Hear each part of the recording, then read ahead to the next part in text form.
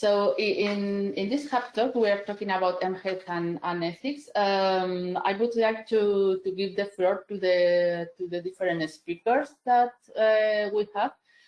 Some of them are from the belongs to the European mHealth Hub, and we have also some other guest speakers. So please, Petra Wilson and Gaston, if you want to introduce yourselves, thank you. Hi, thank you. Good morning. My name is Petra Wilson. I'm representing the Personal Connected Health Alliance, a part of HIMSS, here today. And together with Gaston, who will introduce himself in a moment, we lead the ethical work stream within the mHealth Hub. Thank you. Good morning, everybody. My name is Gaston Remmers. I'm representing a foundation, My Data Onze Gezondheid, from the Netherlands. We're a patient-driven NGO. Trying to make sure that our data is being used in an ethically sound way, and it serves also purposes of the wider health community. Well, Petra will do the most of the talking today, but I will kick off with a short question to you as a teaser. Is that correct? That we'll do that now, Petra? We can do it now, or we can do it after Belen has made the introduction to the mHealth Hub. Oh, that's better. That's better. Okay. Yeah. Thank you, Gaston. Please, we have to Petra today, Petra Hoogendoorn. If you want to introduce yourself, please.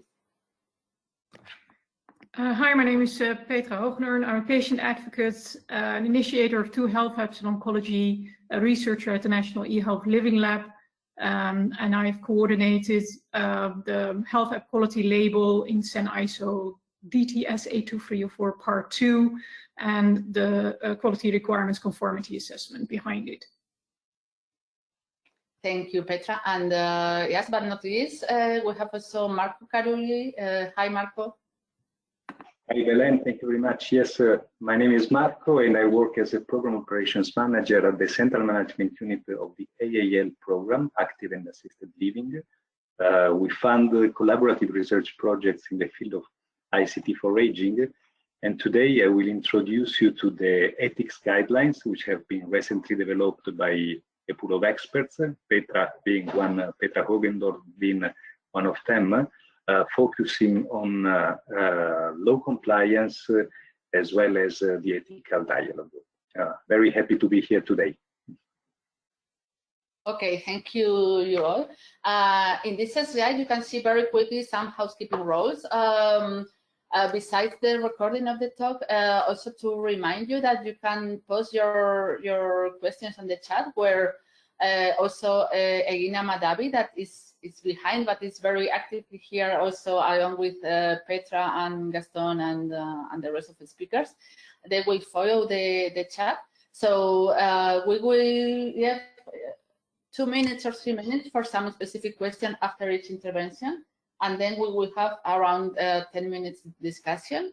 As I said before, we will use Mentimeter, so we kindly invite you to have your phone very near, very close to you. And Gaston will introduce some short questions along the presentation, right? So we have many things to share today, so with no more delay, I think all the main things are set. I will start with a very quick presentation from the European mHealth Hub, right? So let me just change the slide. Okay.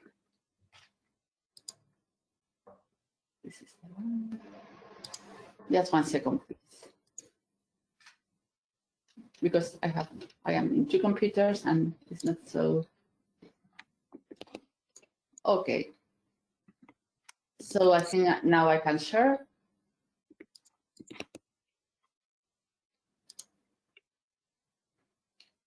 Starting from the beginning. Of course, you have more information in the Hub website. This is just a very quick play on this. We are a joint initiative with ITU, WHO, and the Asian Regional Ministry of Health.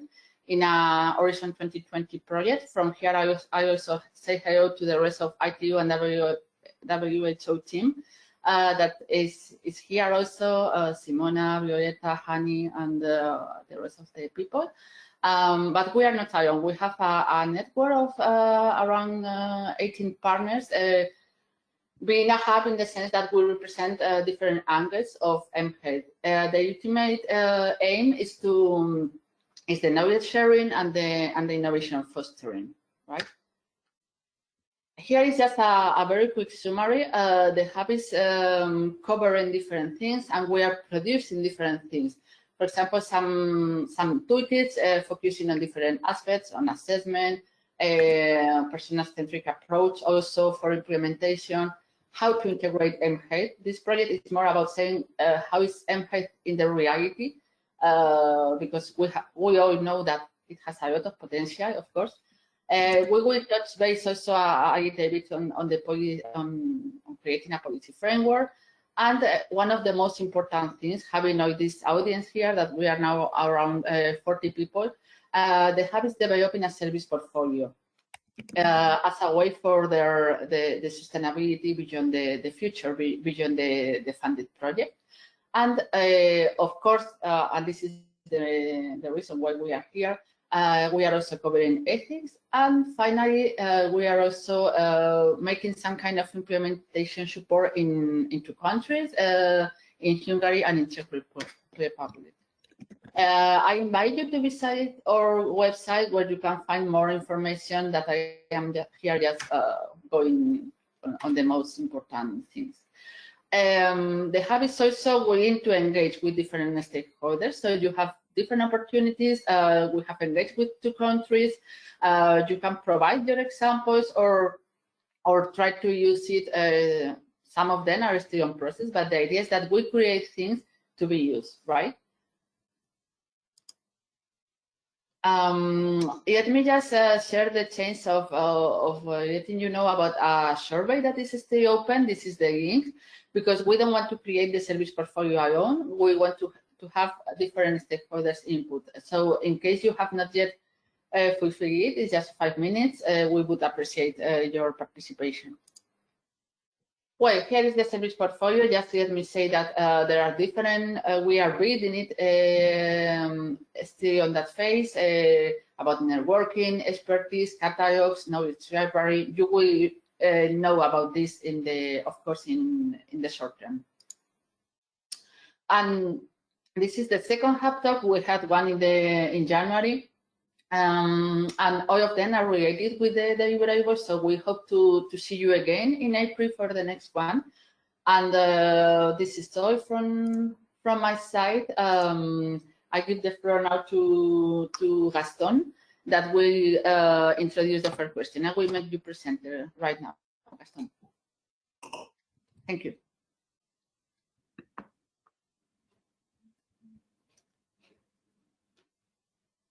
I still can't share my screen. Oh, I can. Yes, thank you. You should be able now. Yep.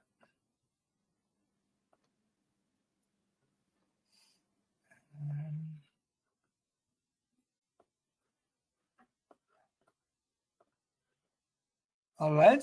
Can you see the Mentimeter screen now? Yeah. Yes. Okay. May I ask all of you to go to your smartphone to menti.com. And I'm not sure whether you're familiar with menti.com, but it's very easy to use tool for an interactive engagement with an audience. So if you go to that site, menti.com, and enter the code 42549258, which is on the top end of the screen you see in front of you. And then we have just one question to kick off our conversation, just to take a kind of note. What are we at? From what point of departure are we having this conversation? So, what is, in your view, the biggest ethical concern in mHealth?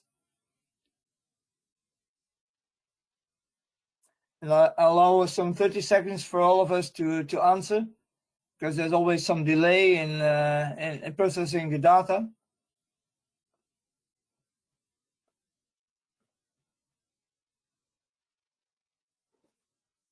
So far there are 5 people, 6 people who have answered. You can see it on the top, on the low right hand angle.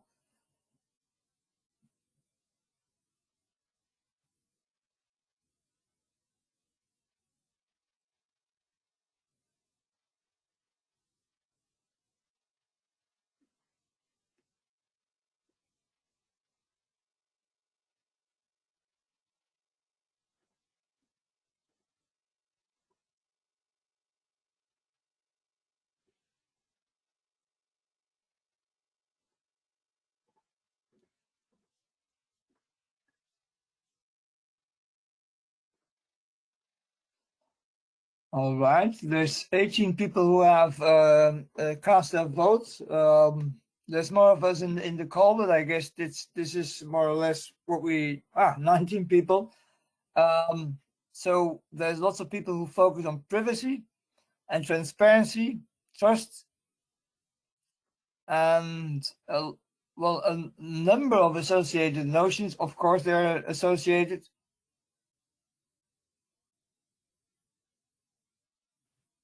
And I think it already gives us an idea of the diversity of issues that are involved with ethics and mHealth services, and also gives us the an idea of the complexity of how to put this in a kind of a context in which things become understandable, more or less.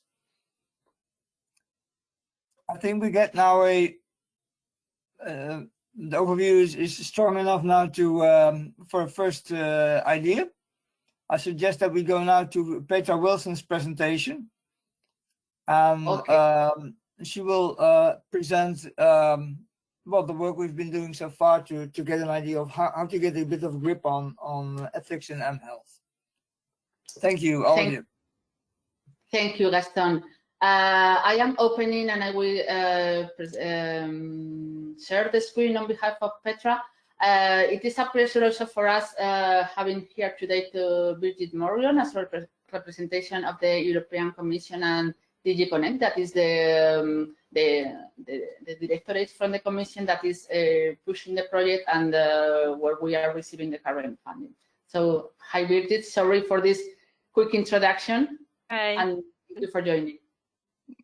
Good morning, everybody. I wish you a very fruitful discussion on this important topic. I will not be able to stay throughout the whole seminar, but I will get the feedback afterwards. So looking forward to interesting discussion. Thank you for organizing.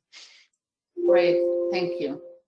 I am opening the slide and I am sharing now the screen. And please, Petra, if I will share it right now. I have to make myself presenter. Just 1 second.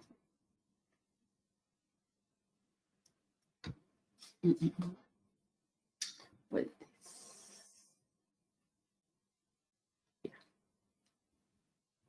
Yes, we have some people here that it's not easy to find myself, but here I am. Okay, so the floor is yours, Petra. Here is your. Sure, student. Perfect. Thank you very much. So I'm only going to be talking to this one slide.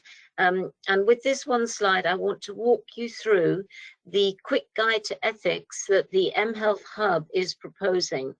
There are, of course, many things that sit behind this, and I'm just going to try and dig through some of the issues, and I will occasionally ask Gaston if he wants to comment, because this is something that Gaston and I have been working on together. In the Mentimeter that we did just now, the word privacy was the biggest, and nearly all of the terms that were related, that were highlighted in terms of ethics, were related to data privacy. That's really interesting, because what you don't see the word privacy on this screen here right now. That doesn't mean for a moment that we don't think privacy is a really important ethical issue, but it's actually only one of the issues. And it is also within many other issues. So for example, at the bottom of the screen under accountability, you can see data governance. Data governance is of course largely around privacy. On the right of the screen, under the heading agency, you see adequate information about consent. Consent and privacy are very closely linked to each other. So what we want to do with this is take you through 4 big buckets of ethical issues that we believe are really important to understanding the ethics of providing an mHealth service. And that's the focus here, because as Belen said at the beginning, it's a very practical, what do you need to be aware of ethically when you provide an mHealth service? Privacy is certainly one of the things, but it is definitely not the only. The note at the bottom left-hand bottom of the screen, this is of course not an exhaustive list. There are other issues, and it's also not the only way of dividing up ethical issues. If you were to type mHealth ethics into Google, you would get some of these words, you would get other groupings. This is the grouping that we have chosen to talk through. In terms of the mHealth Hub project, there is a deliverable that sits behind this that digs more deeply into each of these topics, and there is also an annotated bibliography which points to the many articles that have been written around these issues. But let me just take a moment to walk you through the 4 big headings. So the 4 big headings are transparency, agency, accountability, and equitable access. Transparency is very closely related to the point that you've all raised about privacy. It is being transparent about who has access to what information, what they're going to use it for. So that comes under transparency of purpose, knowing what the mHealth service that you're accessing is about, what it's aiming to do. Very closely related to that also is transparency about the characteristics of the product.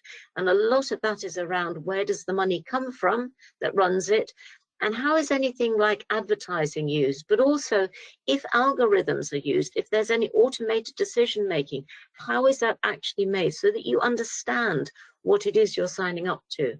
And then there's also the transparency of the promise of what you are signing up to getting with an mHealth service. So I'll just pause there for a moment to ask Gaston, is there anything you would like to add on the big topic of transparency? I was just waiting for you to extend on promise. Okay, so on promise, the big issues on promise are the being clear as to what the potential impact is. And this is linked to the core ethical principle of beneficence. Beneficence means the duty to do good and not to do any harm. So that is what we are putting under transparency of the promise, is what good is it that you promise to do. Does that cover it, Gaston? It does, and maybe the linked services term might provoke some questions, as I know that Petra asked about that earlier on. The linked services refer to what can you expect when you have some advice being given through your eHealth product. It means is there any follow-up service that you can make use of, or is there not? So this is the kind of linked service that we refer to, and it's not we're not pointing out that every mHealth device should have these linked services, but it should be clear what can you expect when you get this service from your from this mHealth application.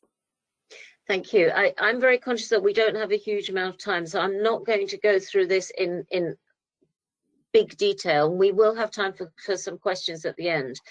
The next big ethical issue is agency. Agency is how much are you in control? And of course, that points back to the privacy issue as well, because you want to know who is going to have access to your data and what are they going to use it for. But it's much more than privacy as well. It's a lot of it is about autonomy and your ability to be an active agent. I'm saying you all the time as you, the citizen or patient using the service. The autonomy that you have. In mHealth, we have a really difficult issue and in fact in all medical settings, because there is always this difficult balance between your autonomy, your right to decide for yourself what happens to you, but also the fact that as a patient, sometimes you do want other people to make decisions for you, and you do want support. And there is an imbalance. The healthcare professional has specialized knowledge, otherwise you wouldn't be accessing the healthcare professional. So the agency issue is one that constantly requires balance in all aspects of health, but particularly in the mHealth setting. Gaston, do you want to add to that? Bearing in mind we have just 4 minutes left, but go ahead. Go ahead. You're on mute. Okay. Go ahead. The next one down at the bottom stream is accountability. We want the service provider to be accountable for what they do.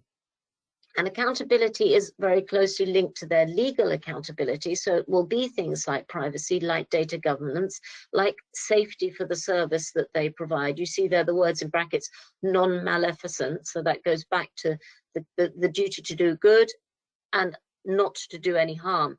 And if you do any harm, to be accountable for it, to compensate, to explain, and to provide redress. But there is a whole other issue around accountability, which is that wider social accountability. Is the product sustainable? Can it actually continue to provide services? Is it green? And how can it address intergenerationality? And on that, I want to hand back to Gaston, because he knows more about those issues than I do. Oh.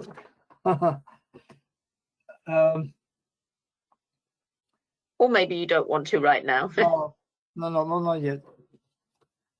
Okay, so then let me talk also about the fourth one, which is equity. So we've talked about transparency, agency, accountability, and equity. How equitable is the access to the mHealth service that we provide? And we've divided that up into two broad categories: physical and intellectual access and affordability of access. On the physical side, and I think Petra will talk a little bit about this, we have things like, can a person actually physically use the service? This is about things like accommodating people who may have a visual impairment. It's also about accommodating people with intellectual impairments. It's about addressing multi-language services. We all live in countries where more than one language is spoken, and sometimes the communities that we want to serve with an mHealth solution do not speak the dominant language of the country. They might be refugees, or they might be recent immigrants from another country and need services in their own language. And then there's also a lot about cultural sensitivity. Do we provide access in a way that actually makes allowance for and makes it accessible to different types of cultural sensitivities? And then finally, there's the issue of affordability of access. When we did the Mentimeter at the beginning, we said, please access your smartphone, because we are of a certain group, and I would imagine there is nobody on this call who doesn't have at least one and probably has two smartphones. But not everybody has access to smartphones. Not even everybody has access to electricity to charge a smartphone or a phone at all. So we do also need to think that if we're shifting services to be mHealth based, are we doing anything that makes it difficult, that creates an inequitable access for anybody? So those are the four big topics that we tackled. And what I want to do with this is say to you that although privacy is really important, it is by far not the only legal ethical issue that is relevant in mHealth. We need to think about the transparency of it, how clear are we about what the funding is behind it, what are we doing with data, and who are we serving and why. We need to be sure about agency. We need to give people as much control as they want and need. We have to be held accountable, not only in terms of the service we provide, but also wider social accountability. And finally, we must really make sure that mHealth does not deepen digital divides, that it maintains equitable access. So that was a very quick run through. I'm just going to give the floor back to Gaston to see if I've missed anything that he would like to add on. I think you did a great job in summarizing the points. I think it's fine for now, also given the time. Thank you very much. So then with that, I'm going to hand over to the other Petra. It's very unusual for me to be in a meeting with two Petras. Petra's going to dig into some of these issues from a different perspective. And do remember that when we finish the presentations, we're going to come back and ask you again, what do you think are the big ethical issues? Thank you, Petra. Thank you. I think we just have to wait for the presentation. Sorry. It's fine now. I will open Petra's presentation. And of course, if any of you want to start making some comment or question in the chat, you are more than welcome. Thank you. So I will stop here and open the other one.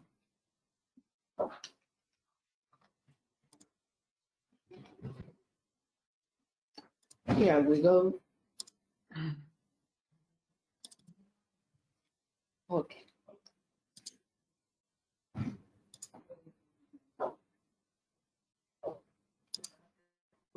In the meantime, we have a question. Maybe we can answer that by the time Belen is looking for the presentation. There is a question: is there a EU legislation active on mHealth?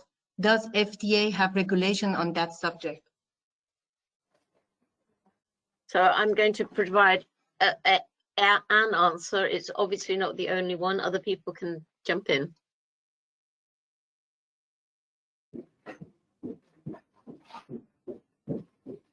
It is taking a few seconds, but it is in course of being opening. Maybe it's because of the images.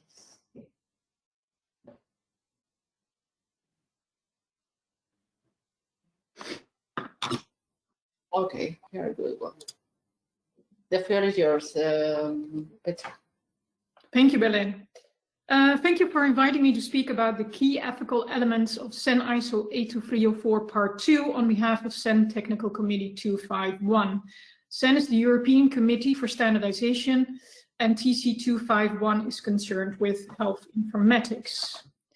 And our work is a cooperation with ISO and ISO TC 215. Then I'm fully complete. Next slide, please. In making this presentation, I was reminded of a course I was fortunate to have on the philosophical and ethical foundations of person-centered care at the University of Gothenburg, Sweden, a few years ago. At the time, it felt as if a few of the books of the course could have been a lot more inclusive, a bit more for dummies. Somehow, I must have picked up more than I gave myself credit for, as my spoiler of today is that 82304 Part 2 is jam-packed with ethics. Next slide, please. Yeah, first something about the context of our work. Our project is an industry-supported initiative of the European Commission, part of pillar number 3, so at the bottom right end, of the Digital Single Market Strategy, which, as you may not be able to read, works towards person-centered healthcare and citizen empowerment. We're part of the first action, facilitate supply of innovative digital-based solutions for health, also by SMEs, with common principles and certification. We strive to have our work contribute to the other two actions in this pillar, support demand uptake by healthcare authorities and providers in care pathways, and mobilize more efficiently funding or reimbursement by health insurers, as Germany is currently pursuing with the DiGA legislation. It supports what EU citizens expect. Next slide, please. A patient being able to share their health data, which can indeed enhance quality and accessibility of health services. A 2016 US study revealed having cancer patients monitor their symptoms on a weekly basis in an app and adequate follow-up by a nurse resulted in an increase of median survival with 5 months, more quality of life, and less hospitalizations. Patients with less computer skills benefited more. Unfortunately, it is not yet clinical practice. Both the great apps and the crappy ones largely remain undetected. Next slide, please. At a loss for real, actual people. My late husband died of a brain tumor in 2012 and would have loved to have had 5 more months with our 3 young kids in better quality of life with less hospitalizations. If this isn't person-centered healthcare, I don't know what is. Next slide, please. In our project, we've made a health app quality label inspired by the EU energy label for both the apps that are medical devices and the 79% that are, according to Dutch research, not medical devices. The EU energy label, also a standardization effort of Sensenelec, ISO and IEC, is very effective with 85% of consumers recognizing it and using it when purchasing, and 59 countries outside of Europe having adopted it. The new label, which was introduced last week, is estimated to add another 38 terawatt-hour in energy savings a year, comparable to Hungary's annual electricity consumption. We've tested the health app quality label with people with low health literacy for adequate understanding, as 1 in 2 people in the EU have low health literacy, and research has shown what works better for them works better for all of us. In the label, scores ranging from E to A on healthy and safe, easy to use, secure data, and robust build are presented. They add up to an overall health app quality score. The app's name, icon, available platforms, app manufacturer, benefit of the health app, when to contact the health professional prior to using the app, and date the app is last checked are displayed too. Like the energy label, the label has a header with either a flag or logo. Next slide, please. These were the results of the EU Commission study, what do patients and carers need in health apps but are not getting? Apps with trustworthy information that are easy to use, to have secure data and work effectively and consistently over time. As you may have noticed, they are very similar to the 4 quality aspects in the label: healthy and safe, easy to use, secure data, and robust build. 2 in between are more about the equitable access when it comes to money. Next slide, please. Behind the health app quality label is a quality requirements conformity assessment. App manufacturers are asked to fill out the at most 67 yes, no, not applicable questions within the 4 quality aspects. All 67 requirements are weighted 1, 2, or 3. Healthy and safe contributes 50% to the overall health app quality score, secure data 25%, easy to use 15%, and robust build 10%. The yes answers require evidence that is assessed by an independent expert app assessment organization, cost effectively at major changes and repeated based on health and privacy risk. The conformity assessment was developed with a Delphi study with 90 experts from 8 stakeholder groups from 6 continents. The scoring mechanism was developed with the same Delphi study and the follow-up survey of stakeholders. Aim has been to stay within a maximum of 100 questions, to focus on what matters most and keep it usable, which was communicated up front. Next slide, please. This WHO study of 20 app assessment frameworks in search of a common framework was presented to the EU member states representatives in the eHealth network in 2018. A2304 Part 2 qualifies best in all criteria used then. It covers all of the domains such as privacy, transparency, safety, etc., and ethics. Involved 8 stakeholders versus at most 3, adding consumers, payers, app stores, and app assessors, takes the whole life cycle into account, so not just a snapshot of quality, which none of the 20 frameworks did, and we studied 15 plus versus at most 2 existing frameworks and referenced some 35 versus at most 18 standard organizations. Next slide, please. Thus far, my general introduction of A2304 Part 2. Time to focus in further on ethics. The easiest and quickest way to cover the key ethical elements of A2304 Part 2 would be to refer to the 2 questions in A2304 Part 2's ethics section, which are ethical challenges of the health app assessed with the intended users and health professionals, and 2, is the health app approved by an independent ethics advisor or ethics advisory board?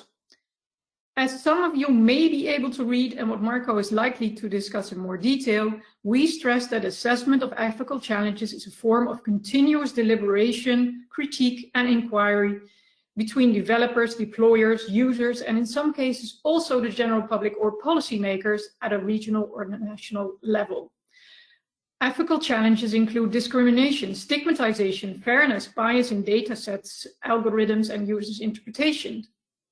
human agency, liberty, dignity, and environmental well-being. Covered in more detail elsewhere in our documents are technical robustness and safety, privacy and data governance, transparency, individual and societal well-being, and accountability. Next slide, please.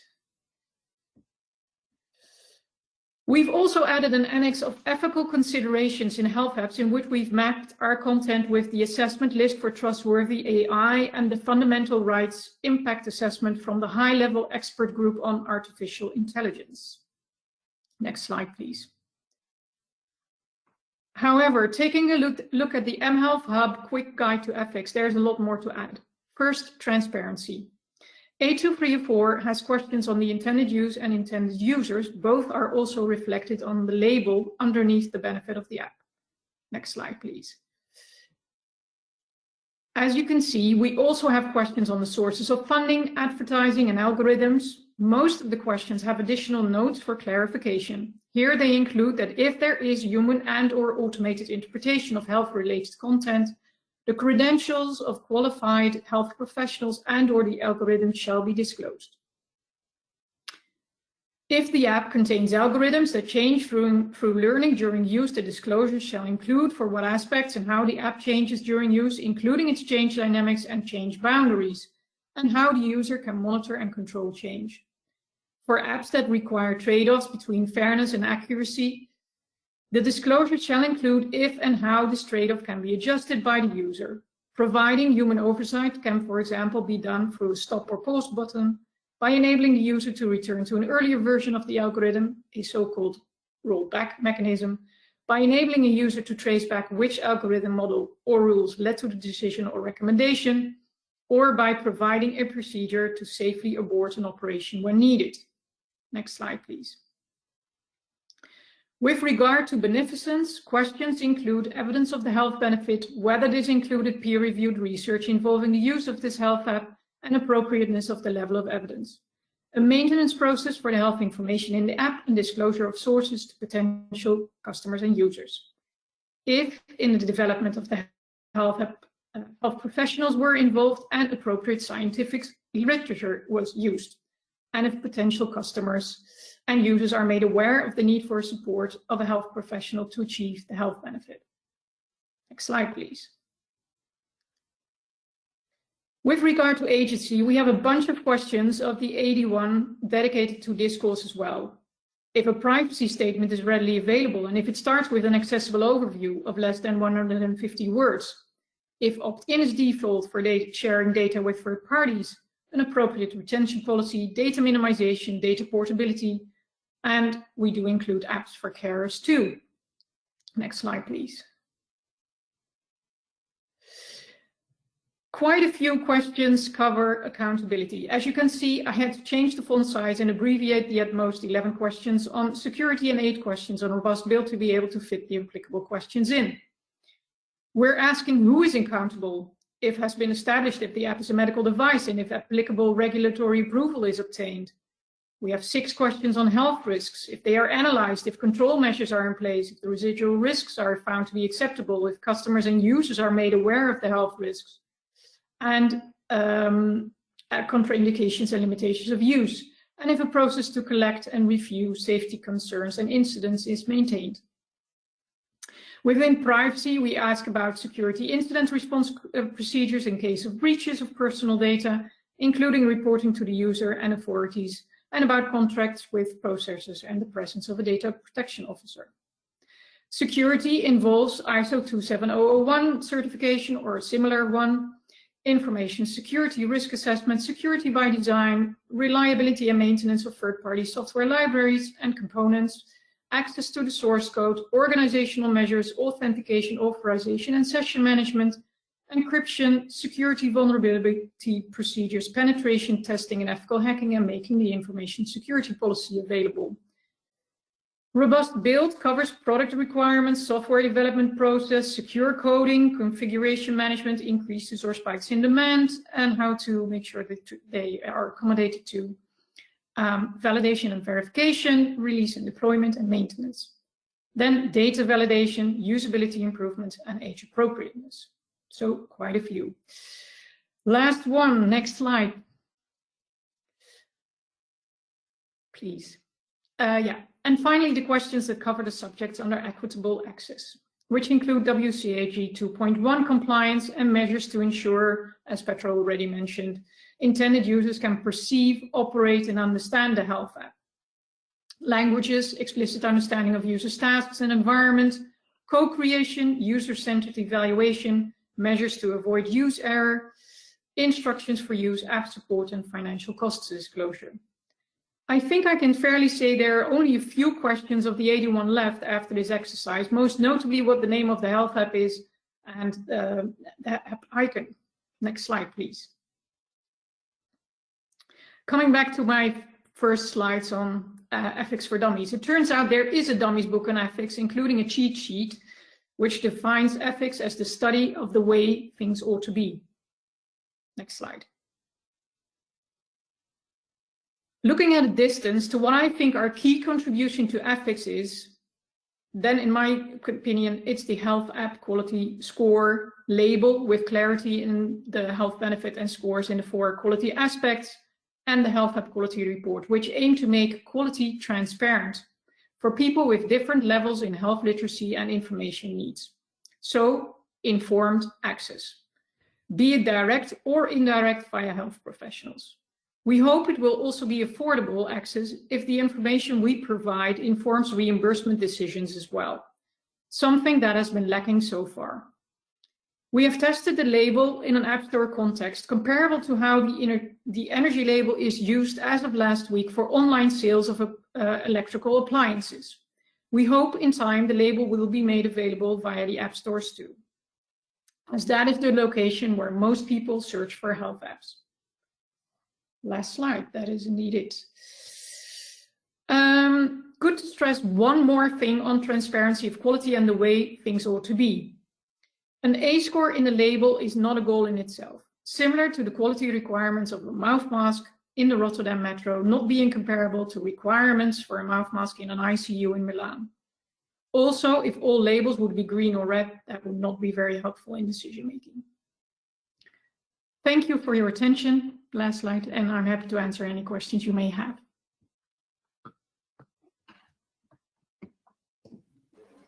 Thank you, Petra. Let's see if there is some quick reaction. If not, we have also the open discussion. Ina, do you think there is something there, or we can move it to the open discussion? We can move it. We are answering the questions on the chat. Oh, great. Thank you very much. Well, we are adding layers in this debate about ethics.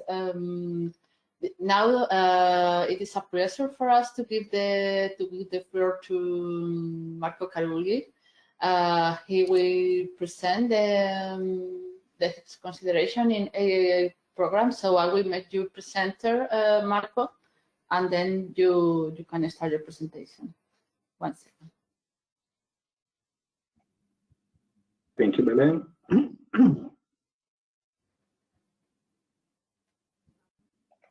You should be able now.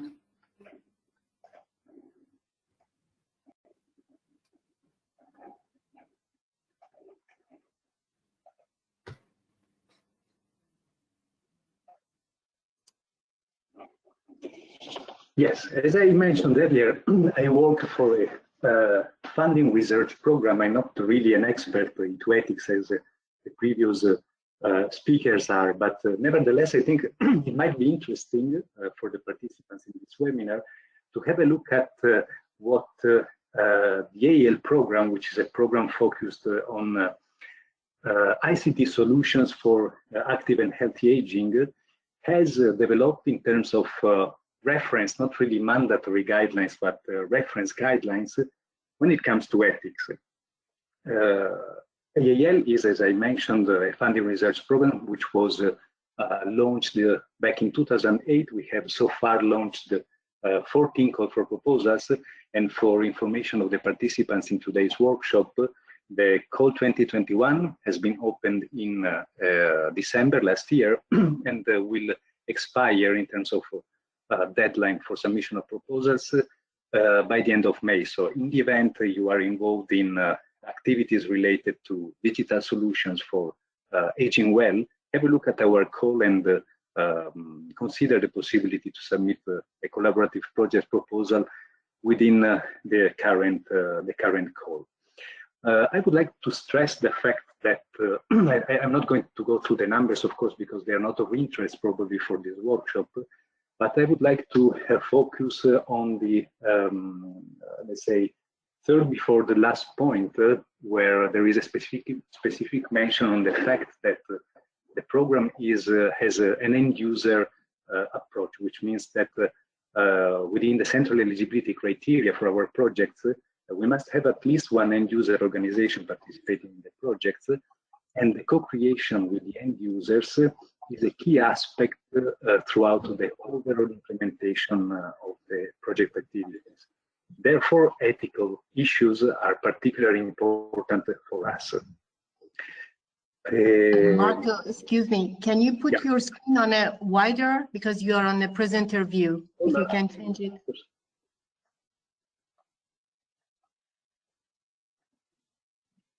Is it better, Belen? Yes, perfect, thank you. Sorry for that.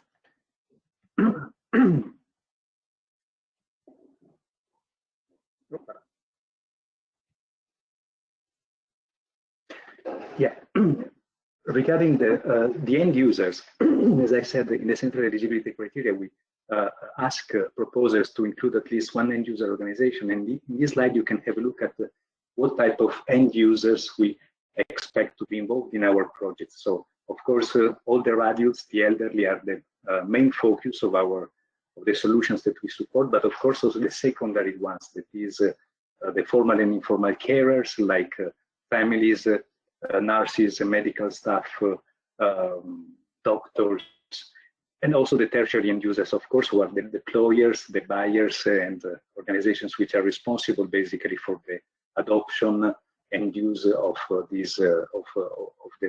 of our solutions. AAL is not only medical solutions. There are, as you can see in this overview of the different application areas that we consider in AAL, there are some, of course, application areas which are not necessarily related to mobile health, like, for example, the living and building one, the leisure and culture one, or yeah, some other few ones. So let's say that our work encompasses a set of areas which go further, if you want, to the mobile health one. What has been the journey of AAL when it comes to ethics? Basically, as any funding program, we have had a quite prescriptive, if you want, approach toward ethics by inserting some general guidelines in our guide for proposals, asking the beneficiaries, the applicants, to fill in a checklist and confirm, in order to confirm that they comply with the general data like privacy, personal data, confidentiality, and autonomy. But yet, I think that also following the first presentation, which has been done this morning by Petra, identifying those 4, if I'm not wrong, new criteria like agency, transparency, I think that these concepts might need to be revised in order to have a more, let's say, modern approach when it comes to ethics. Then, of course, in 2018, the GDPR came, and this shook us a little bit. And this is why the program has published last year some guidelines on ethics, data privacy, and security, which are available at the link which is present there. And as I mentioned, these guidelines, again, they are meant to be some sort of an inspiration for any type of actor involved in the development of ICT solutions for aging well, to again, to get inspiration from. The main aim of the guidelines is indeed to provide the community of stakeholders with the guidelines for ethics, data privacy, and security, while the aimed beneficiaries are, of course, researchers, developers, primary, secondary, and tertiary end users. And in this slide, you can also see the authors who have contributed to these guidelines. Daniel Tink, being from the Dutch Platform for Information Society, and being the one who has basically brought forward and contributed with the ethical dialogue component of our guidelines that we're going to see in the next slides. This is basically how the main model, the approach looks like. It is a model which is built around the two main components. The first one is related to the compliance with the soft and hard law, and the second one is related to the ethical dialogue. For your information, further to the publication of these guidelines on the AAL website, we are also currently testing the adoption and use of the guidelines with the 5 selected funded projects of AAL, with whom we will see, let's say, the viability and the feasibility of the adoption of such types of guidelines. And parallel to that, we have just launched a new support action, which is related to the analysis of the appetite and interest by the supply and demand side for an ethics certification system. Certification probably it is a little bit of too ambitious, at least the AAL world goal. So we are basically understanding what we want to achieve with this study is to understand whether there is interest by developers, ICT solutions providers, but also by, for example, regional agencies, municipalities, hospitals, to have a sort of a labeling or recognition systems when it comes to ethics in active and healthy aging through ICT. Of course, the results of this study will be published. That is meant to happen in January next year, and you're more than welcome to have a look at what has come out of this study. Going back to our guidelines, compliance with soft and hard law. This is indeed one of the aspects that our experts felt to be of importance. That is the need to basically comply with the ethical codes of conduct, for example, when it comes to the soft law, while for the hard law, of course, Gdpr is important, ISO framework on aging committee, but also the health and well-being application certification system mentioned earlier by Petra are also some reference points that we offer our beneficiaries with. And then, of course, the national framework that is given the nature of our projects where we have pilots, testing, prototyping, trials sometimes, also the need to fulfill with the national requirements in terms of authorization, ethical committees, and so further and so on. The second part of our guidelines is composed of the so-called ethical dialogue, which is it's a sort of a journey that the main actors involved in the development of a product or a solution is suggested to implement. Such a journey goes through 3 different phases. The first one is when basically mostly the technology developers, or probably mostly the geek guys, discuss the technology and the implications that such a technology can have in ethical terms on the end users. Once this is defined and the right questions are defined, the second phase takes place. That is the dialogue with all the involved stakeholders, like, for example, the end users themselves, but also the policymakers,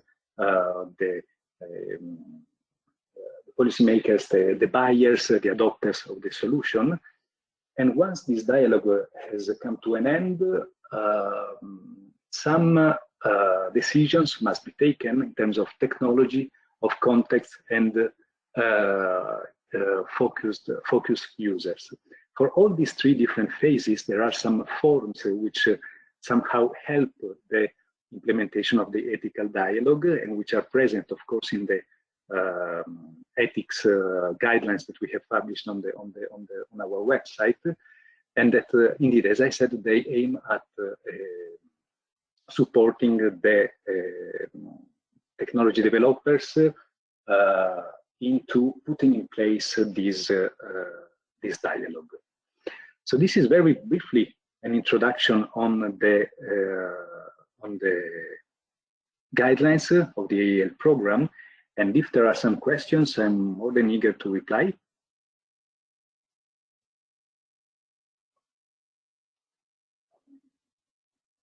Thank you very much, Marco, for your interesting presentation with all the resources and all the institutions that are involved in AEL program and specifically in the ethics field. If there is no, I don't know, maybe Egina, can we move to the open discuss to the next point in the agenda, or is yes, something? go ahead. Yes, go ahead, Belen.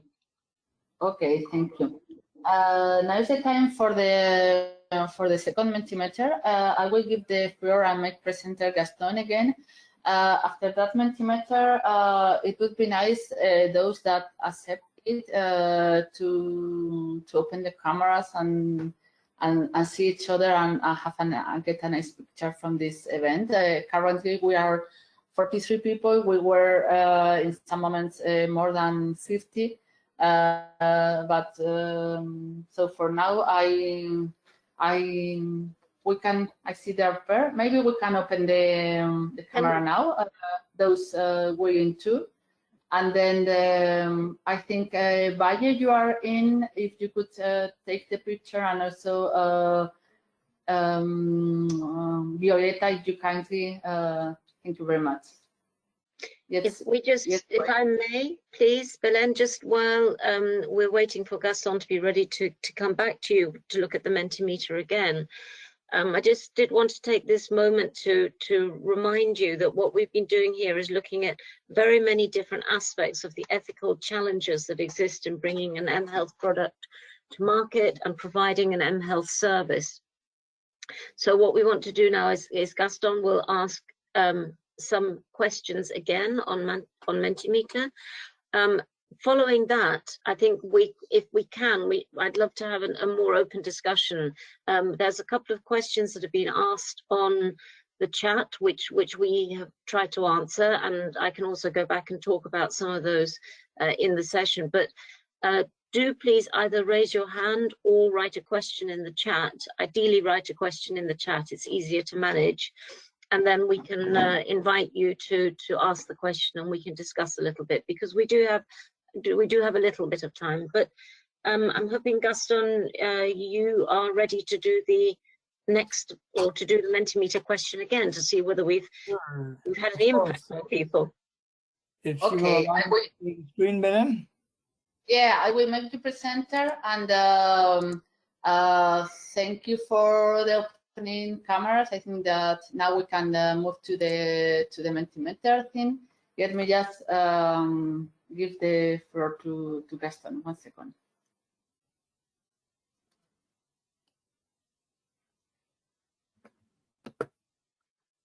Here you go. All right. Let me just see.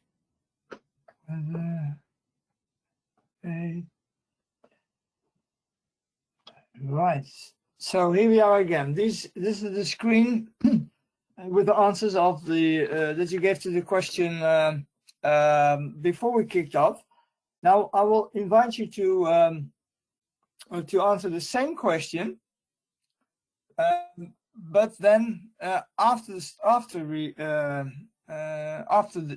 all this presentation. So I'll make sure that you'll see the next question. So in your view, what is the biggest ethical concern in mHealth? And please go ahead.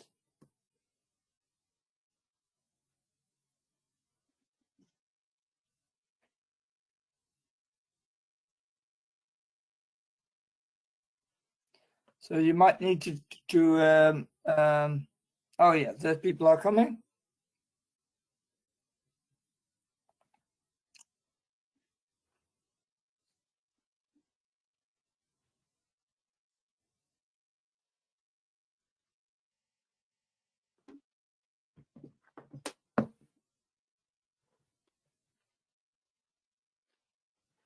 for those of you who are struggling with the menti.com, you might need to tap on a button allowing you to go to the next question.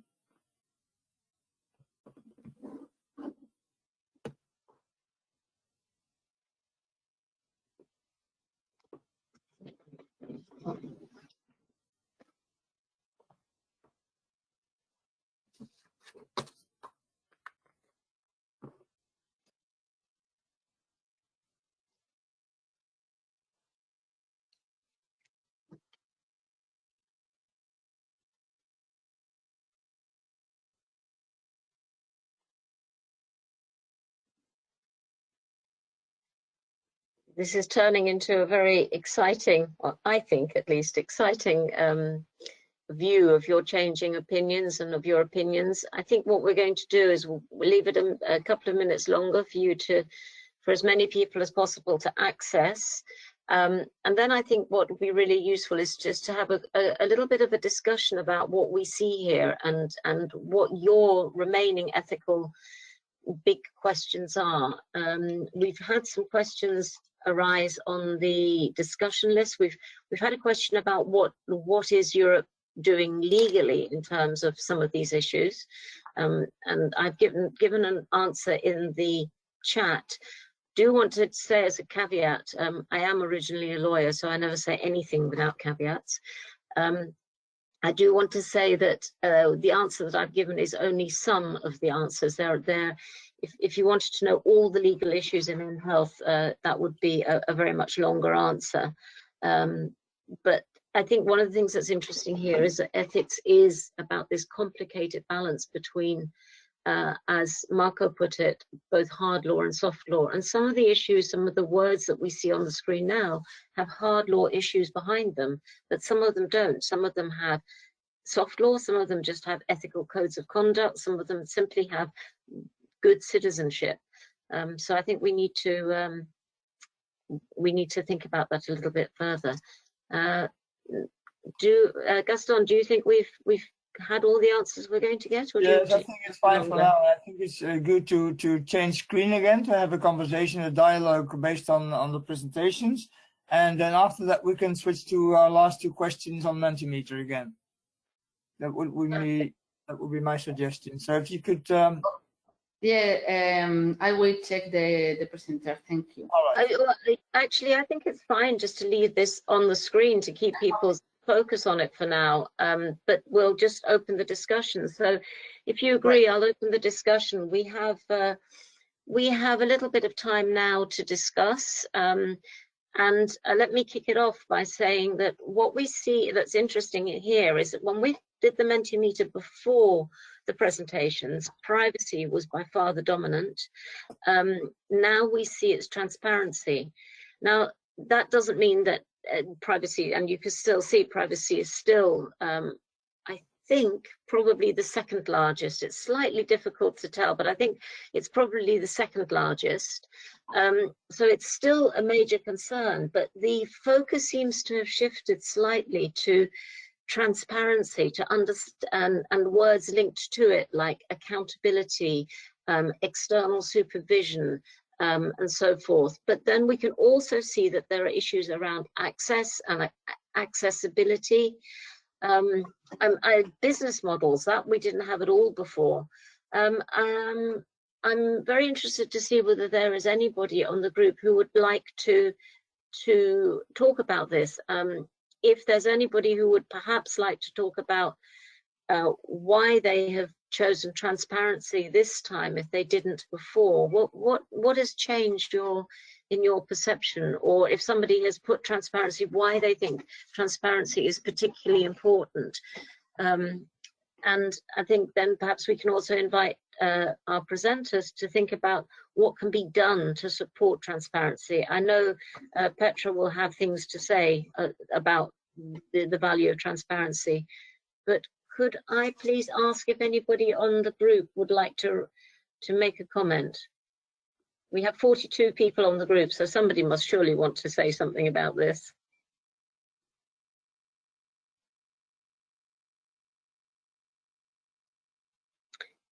Okay, If nobody wants, this is Marco.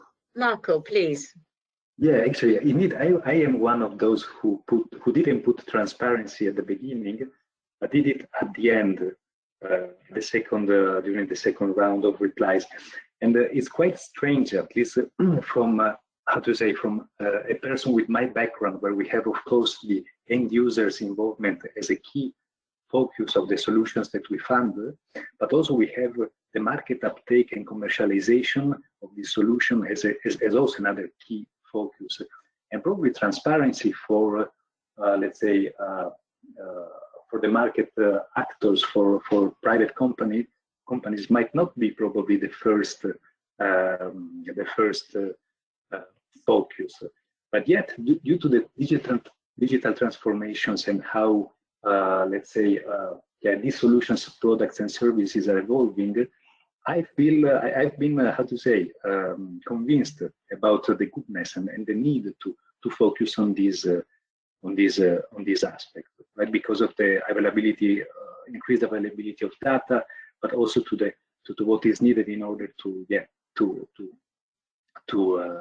be put in place in order to have a viable solution. Probably another aspect that I would have put, but probably is not strictly related to ethics, is the standardization aspect, but that is probably more technological rather than, again, ethics or code of conduct oriented. Thank you. Petra, I'm sure you must have comments about this, because a lot of the work you've been doing is actually about facilitating transparency, isn't it? Yes, it is.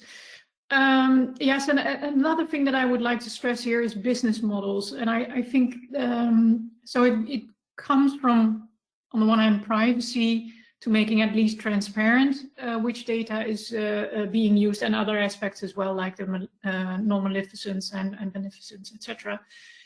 But I think part of the problem is that the business models are indeed not there in full. There are a few. People don't want to pay. They expect apps to be free or to be reimbursed, which is hardly happening currently. So Germany is the front runner with 11 health apps being reimbursed. Belgium has 1. So if you can't have advertisements, if you can't have it be free, and technology isn't free, research isn't free, support isn't free, development isn't free, so apps are not free of charge, then the only business model left is paying with your data. So I think the root cause behind it is the business models, and if we move further towards more reimbursement, and then I think the privacy, the use, paying with your data will decrease, or can at least decrease as well. That's a really interesting perspective, and I think you're very right. In mHealth, we see at the moment an awful lot of paying with your data. So pretty much anything that is out of the reimbursed by healthcare insurers domain is very often based on paying with data. One of the things that I would like to flash up, though, is that even when things are administered by governments, there is a move to allowing data to be part of the currency. And I point, for example, to the deal made between the Israeli government and Pfizer in getting access to the COVID vaccine. One of the reasons that Israel has had a lot of access and has been very successful in its vaccination strategy is that it made a deal with Pfizer-BioNTech, to provide data on the administration of the vaccine. So we see that even at this meta level, at country level, the idea of paying with data is not unheard of. But I would challenge, how transparent was that? And in a purely ethical point of view, how valid is the consent? It's funny, the word consent hasn't appeared here, but it's, I think, a really important and key issue, because so if we just go for a moment into the law, the GDPR requires consent for processing of data. There are other legal bases, but consent is one of the most common, and it's very often the one used in mHealth. Consent is only valid if you have transparency, if you know who is collecting data, what they're collecting it for, who else is going to have access to it, how long it's going to be stored for, and so forth. So the transparency and the legal aspects to do with data protection are very closely linked. I'm wondering if I don't see any other questions coming in at the moment. Please. But one thing to add on consent, because this is raising a very interesting issue, because transparency obviously seems to be of paramount importance whenever any kind of transaction on data is taking place, and consent is the place in which all of this should become clear. Now, the GDPR is a great device that enables citizens, empowers citizens to at least get a minimum level of certainty about what's happening when they're giving consent. The point is, and that I think is important to our discussion too, is that individual citizens are often hardly capable of making really good decisions about when they are giving consent or not, even when all the check boxes have been filled out, because simply there's too much information to deal with. So what we're trying to advocate now in the Netherlands from a patient perspective is to create a kind of a cooperative body that on behalf of the patients or on behalf of citizens judges all kinds of requests beforehand, and when these requests passes an ethical minimum limit, then it will be passed on to individual consumers or members in the case of the cooperative. So there's a kind of we need, on top of all kinds of regulations that enable citizens to judge individually whether they would use or not an app, an mHealth app, a kind of a social mechanism that empowers them and supports them on the background. Yeah, perhaps to add to that, if I may, we have listed one question within the 67 if what you give consent to is made clear in 150 words, the first 150 words. And we took research how long people read privacy statements before they drop out, and what's the average reading pace for somebody who has low health literacy. Trying to increase the privacy literacy, there are a lot of privacy statements that are, if you read all of them, you would be busy for hours and hours. Nobody's reading them.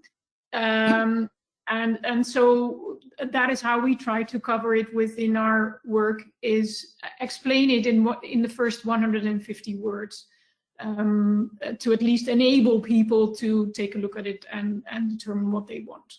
Well, that's a great idea, Petra, but still it's then up to the individual to judge in these 150 words if they would agree or not. But yeah. I guess, and of course there are several institutions in place to do that, but I need, at least from our point of view, we would need a kind of a, what we call it a cooperative, a common, how do you call this? This is a, well, I can't find the word right now, but it's a structure that empowers us at a collective level. Yeah, a cooperative or a collective is the right word, I think. Yeah.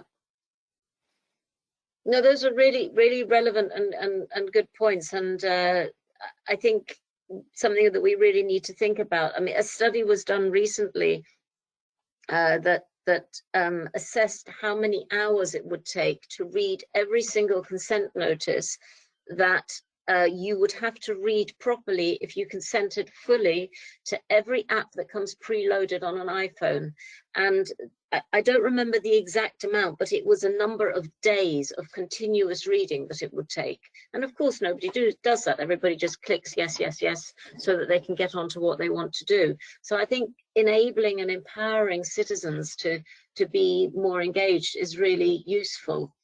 We have a couple of questions come in. So we have Vanessa from SPMS who's asked about what about the supervision of the compliance with all of these issues, and I think that's a really important one, and it's one, of course, where the Commission and the European the capacity of the European Union to enforce legislation for compliance is there, but it's not there for everything, because we also have and I think Petra pointed to this, we have a difference between those apps which are reimbursable services, medical services and medical devices, and therefore fall under medical devices regulation and under national level service legislation. And then we have those that are provided by commercial companies, and they're very different categories. I'm just wondering whether any of the people who've commented, either Vanessa or Per or Alessandra, whether you would like to jump in with a comment, whether you'd like to open the mic and come in with a comment. Hi, everyone. So my question was because I feel like sometimes you expect the companies to... Excuse yourself, sorry. Oh, sorry, Vanessa, I was asking about the supervision question. I'm working in SPMS. And I was thinking even as a consumer, because sometimes you open the site and they actually explain very well what your data will be used and so on and so on. But how do we actually ensure that they are doing what they say they're doing? And I feel like that's something that it lays a lot on the company and the trust on the company, but we don't have actually mechanisms that ensure that that is being complied with. And I feel like there's still like, it feels like at least is lacking something like that there, and especially because it's such a fast moving industry and it's very difficult to keep up with advancements. And I feel like as a consumer and reading about that, it feels like there's a lack, or in that process, I feel like there's at least to be some layer of external supervision to make sure that it's being compliant, because even with health data, we have to make sure that it's actually being used for what is intended to use. And how do we ensure that? And also, my comment was regarding that. And thank you for explaining some part of it. I think that's a really valid comment. It may mean, for example, that what we want is, at least at national level, some kind of formalized supervision structure. The problem that I have with that, and I come back to what I said before, this is, I think it's quite possible when the mHealth service or app is reimbursed by and controlled by the health insurance body. So the 18 or so that are currently under the new German digital health law, or the one that's in the Netherlands, sorry, in Belgium, and there are several in the UK, which I know is now no longer interesting because it's not Europe, but we do have them. But they, there is a structure for overseeing those. The others come under a normal commercial interaction. It's the same as your Fitbit or your or any other device that you have where you buy it on a purely commercial basis. So I do think we have a really interesting challenge there.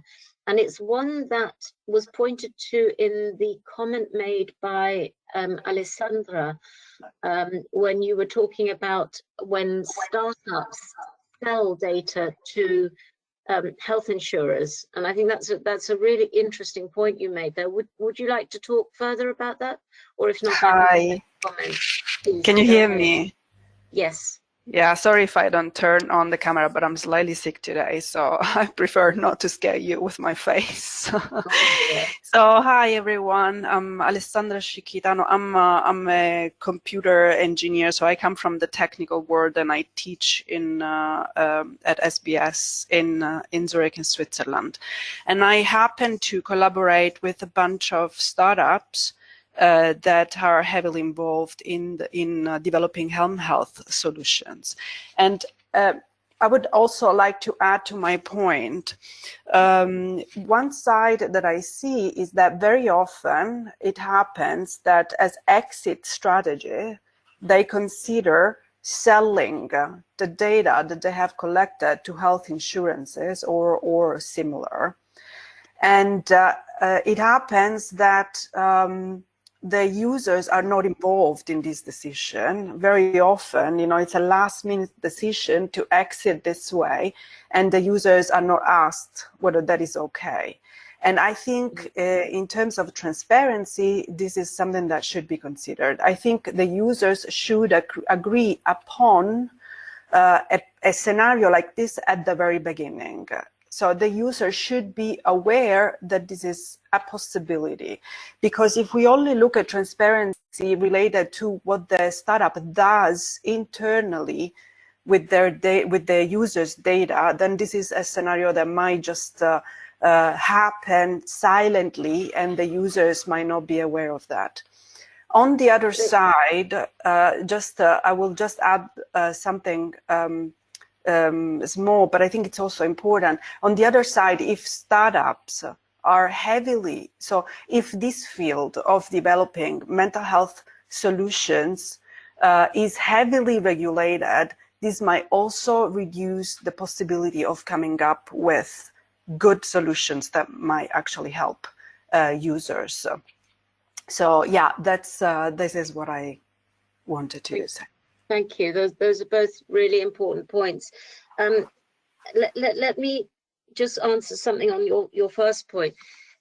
In Europe, under GDPR, you would not be legally entitled to sell nominative patient data as part of the sale of a company.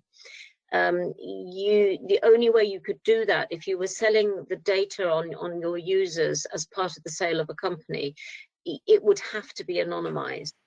And you couldn't, under GDPR, build in a potential future sale, because the GDPR would require you to state at the time of data collection who you might sell to. Mm-hmm. Having said that, it does beg a question, though, which is what actually is anonymization and how anonymous can data actually be made? And that's one that's always really, really difficult in the healthcare domain. Now, I'm not saying that maybe it doesn't happen that data are sold, but at least in the European Union, that would not be legal.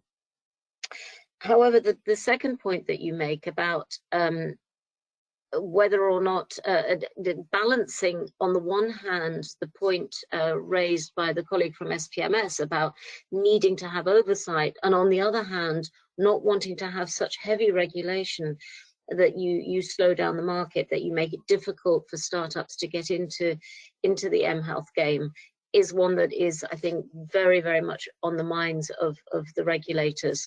You know, Ursula von der Leyen has said this is the age of digital.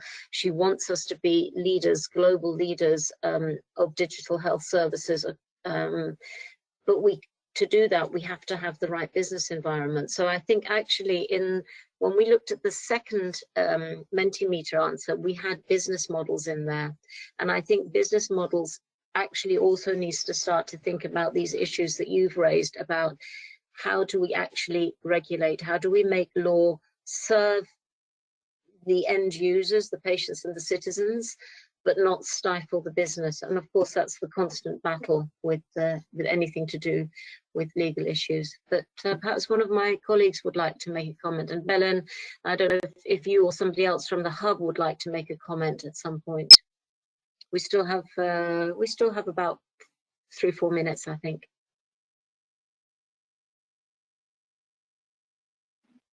On my side is fine. Within the talk gives many food for thought and many things to digest and to see which of them can fit or in some way make synergies with the work under development. If any other has any other comment, if not, we can move to the Mentimeter, to the last one. Any other questions? Yes, please go ahead. Person who raised your hand just now, I can't, Per, that's it. Yes, 2 points that I would like to make. One is a follow-up of what the previous question was discussing, and we need to look at the whole value chain, because it's not just the app developers who are potentially monetizing the value of the data they collect, but it's the big players, it's the insurance companies, the pharmaceutical companies who are buying data from different data sources, and therefore can easily identify, or at least have a much more precise understanding of who the users are personally, and their the big picture. And so even if an app developer conforms to the GDPR and the big players behind this is capable of accessing data from different sources, and therefore violating the intention of GDPR and these mechanisms. So we need to be aware of the whole value chain of data sales. And the other point I would like to make is that people who are patients are not consumers. Many of the mechanisms that we have are assuming consumer power, where people can make a choice and say, okay, I don't want this app because I don't trust it. But if you have an illness that somehow requires a service that is provided through an app, your choice and your dependency is very different, and you don't have that same power as a general consumer of fitness devices or apps. Thank you. Thank you. Those are really valid and useful comments that I think we need to bear in mind. I think what you've just done with that, though, is made our ethical map even more complex. And I think that is inevitable. In the years that I've worked on this, as soon as you think you've nailed the ethics down, they wobble away from you. They are a very fluid concept. We're coming to the end of our session now. We're going to have another couple of Mentimeter questions just to measure how you engage with this. But if you would be willing to do so, and of course only if you're willing, it would be really helpful if everybody could just briefly turn on their cameras, and then we can take a photograph or a screenshot of this, and we can use it for our social media. So if you're willing to admit that you were part of this seminar, do please turn on your camera for a moment. I see some old friends who are hiding behind cameras. So it would be lovely to have as many cameras on as possible. And we will then move to Gaston, who will ask the last couple of questions, which were about how basically whether this session worked for you. And that's actually also really important as part of the ethics of mHealth. How do we collect and use and act on the feedback of the users in a way that is respectful of the users, but actually moves us towards the realm of co-production and co-creation? Two words that haven't appeared in our discussion at all today, but I think that many people would also say is a part of how ethically you deliver and do mHealth, that you do it in a spirit of co-production and co-creation. So I think we have some cameras on. Belen, is that enough cameras for you to be happy to take a picture? Yeah, you are.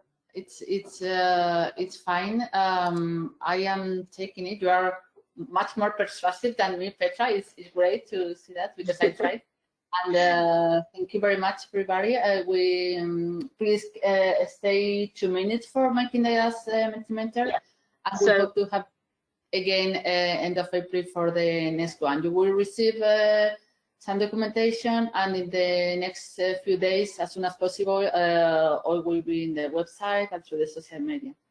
So thank you very much, and I give the floor to Gaston. Thank you. Okay, thank you very much. I'll share my screen. I hope you can see the Mentimeter slide again. I will give you now the third question. Let me see if this works.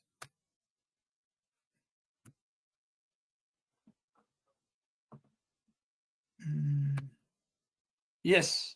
So, simple question. What is your biggest takeaway from this session?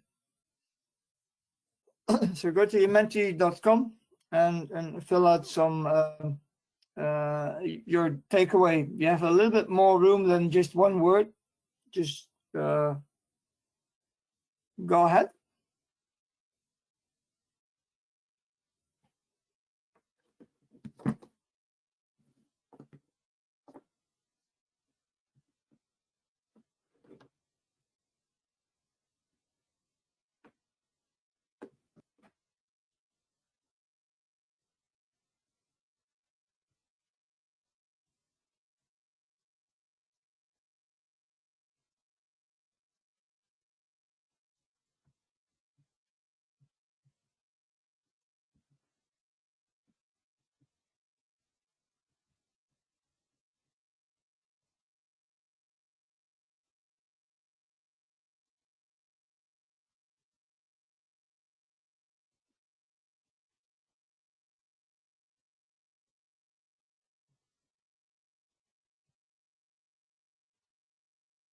This is so helpful to the work that Gaston and I are going to continue to do within the mHealth project. It's really good to see all these points and comments coming in. As we won't be able to see it all on the screen, we will carry on. We'll just leave it open for a moment longer. But these are really useful concepts that we can take forward into the work. So thank you very much, everybody who's made a comment on this. I leave it up to Gaston to decide when he wants to close and go to the last question. Well, there's still some movement there, so I'll I'll leave it for another 10-15 seconds, and then we'll go to the last question, which is a very rapid question.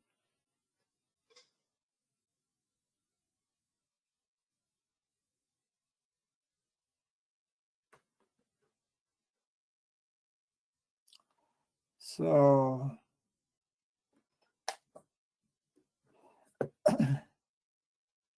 okay, I think we'll leave it here.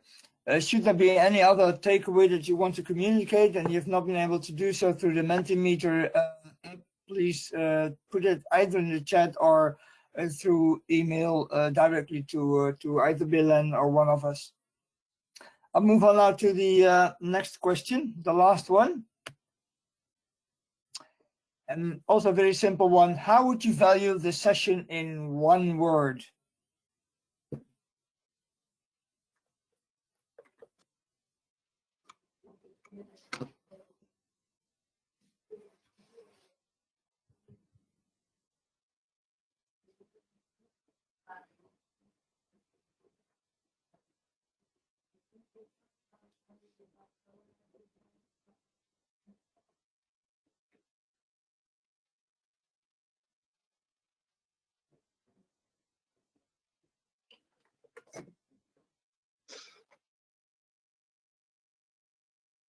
You're all being very kind and positive, so thank you very much for this kind and positive feedback. That doesn't mean that you shouldn't criticize if there's something that you think needs criticism. I think what it perhaps does show us, though, is that as mHealth Hub, we may need to think about providing more opportunities for interaction on ethics. I'll say goodbye now and thank you, but I will leave Gaston to give the final word because it's his Mentimeter. But I'd very much like to thank Petra and Marco for joining us on this session, and for Belen for leading us through it, and to Elinas for keeping us all on track in the background. Thank you. Thank you all. Go ahead, Belen. Thank you. Okay. Thank you, everybody, and also people joining from Region Europe. Also, that we see that some people have joined, and we hope to see you soon. And all this knowledge, we will try to compact it and to deliberate in some way. And yeah, all the questions from the chat are also recorded, so we can now organize the information. Right? Thank you. See you soon. Bye bye. Safe. Thank you. Thank you. Bye. Thank you very much. Thank you. Bye bye. Thank you. Then can you stop sharing my screen? Yeah, for sure. Well, actually, I am finishing the meeting, right? So, unless you want to say something, I will stop. It has been a pleasure also to see him here. 1 second, please. Well, I am just here, so I will be the presenter. Yeah, it's now. We are the three of us. No, there are still a few other people here in here, I think. But yeah, the cameras, I mean. Yeah. Do you want to stay, or? I just want to say thank you very much to everybody for doing this. We've lost our two other presenters, but certainly I think for us within the mHealth Hub, thank you very much. It worked well. Bless you. Thank you. Yeah. Well, yeah, I do agree with Petra, and I wanted to add that I do agree with your last observation that it's very worthwhile to have these conversations and to for example, to use this Mentimeter tool to increase participation and get out of the audience what are the issues that they're busy with. So I think it could be a tool that we could use, and not we as a hub in the future even more. Yeah, I think it was good, and thank you for letting us use your account for doing it. No problem. Yes. And by the way, I should say, and I just told you to Petra on a private note, I haven't hardly been sleeping last night. So if you thought that I was a little bit dodgy, that's because of that reason. It so happens in the last few months that sometimes I simply